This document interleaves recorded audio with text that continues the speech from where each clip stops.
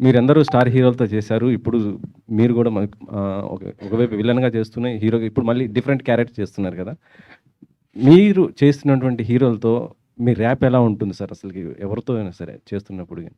నాకు ఎవరైనా ఒకటే అండి. అందరూ ఇష్టమే.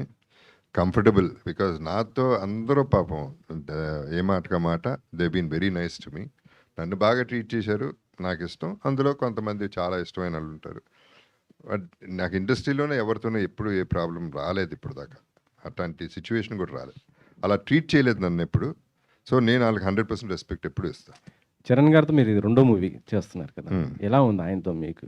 అదంతా సూపర్. ఎప్పుడు కూడా వెరీ కంఫర్టబుల్. చరణ్‌తో ఇన్‌ఫాక్ట్ తను నన్నే ఇంకా లాక్కెళ్ళిపోతుంటాడు అటు ఇటు. నాతో వచ్చేయి ఈ పెద్దాలతో వేస్ట్ నువ్వు అని.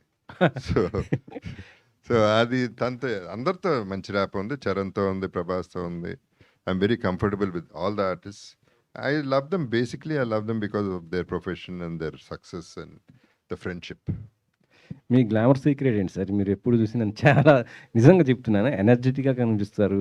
చాలా అసలు అంటే అందరూ కొద్దిగా కలరేస్తారు గానీ మీరు ఏయకపోయినా కూడా చాలా ఎనర్జిటిక్‌గా అసలు గ్లామర్ బాగుంటది.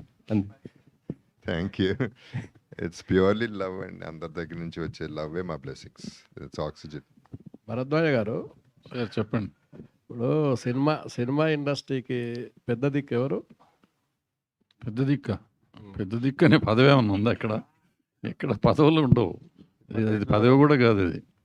అంటే ఎవరికి వాళ్ళ అంటే వాళ్ళు చేసే పనులను బట్టి పెద్ద దిక్కు అవుతారు వాళ్ళు.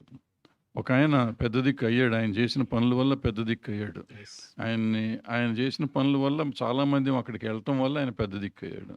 ఇవాళ ఆయన లేరు కాబట్టి ఇంకెవరు లేరు. మళ్ళీ పెద్ద దిక్కు రావటం అనేది జరగదు నాకు తెలిసి. ఆయన ఒక్కడే. ఇంకొకడు రాడు, ఎప్పుడు లేడు కూడా. మనం ఎంతవరకు సినిమా కన్స్ట్రైన్ అవుదాం ప్లీజ్. మళ్ళీ ఇవన్నీ మాట్లాడాలంటే వేరే ప్రెస్ మీట్ పెట్టుకుందాం, మనం పర్సనల్గా మాట్లాడుకుందాం. భరద్వాజ్ గారు ఎర్ర చొక్క అక్కడి నుంచి మైక్ భరద్వాజ్ గారు. పెడుతున్నాడు. నువ్వు మాట్లాడితే లేకపోతే మైక్ ఇచ్చేవారు. నాకు టెన్షన్ వస్తుంది. అడుగుతావో అడగవు అని. భరద్వాజ్ గారు